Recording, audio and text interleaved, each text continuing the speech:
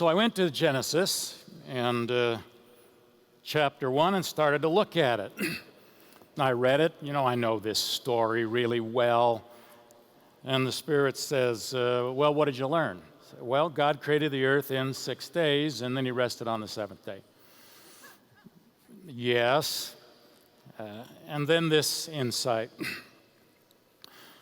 Mike, you would have tried to have created it in 4 days, rested 1 hour, and started on the next creation. I'm a 4-day creator. How many 4-day creators do we have here?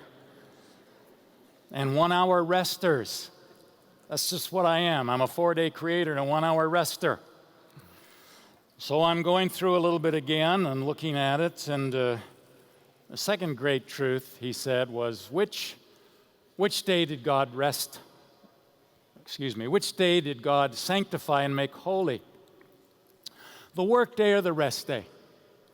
Now, rest means to cease or to stop. It comes from a Hebrew word, shavat, meaning from which we get our word Sabbath. To cease or to stop. I'm not sure in the lists of what we can do on Sunday, it often has to cease or to stop. I think he just stopped and enjoyed what he had made. And then the Spirit said, how did the story end? And I looked at the back of the story, and it ends with, God saw that all that he had made was very good. And then the question, how many goods before the very good? And I said, 6. He said, that's right. 6 goods before the very good.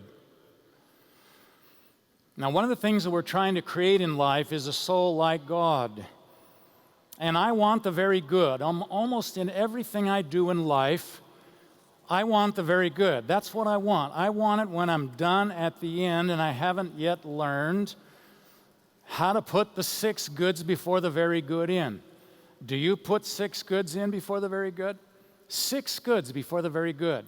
Good rocks, good trees, good clouds, good birds, good animals. 6 goods before the very good.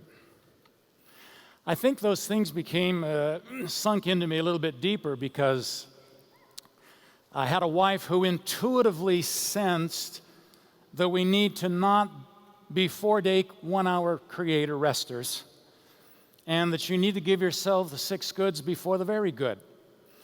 I can remember having finished one of the biggest projects I ever did for Desert, a book called Fire in the Bones.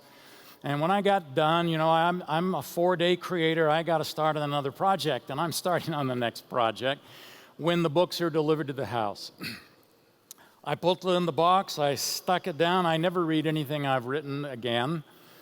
I stuck it, opened the box up, look, and I said, Laurie, here's Fire in the Bones. And then I went right back to the computer working on the next project.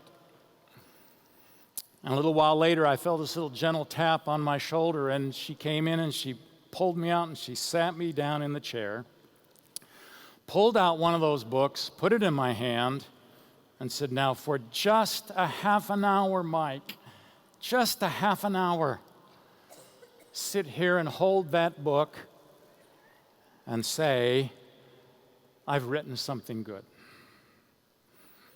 Of all the books I've written, that one has the most meaning to me.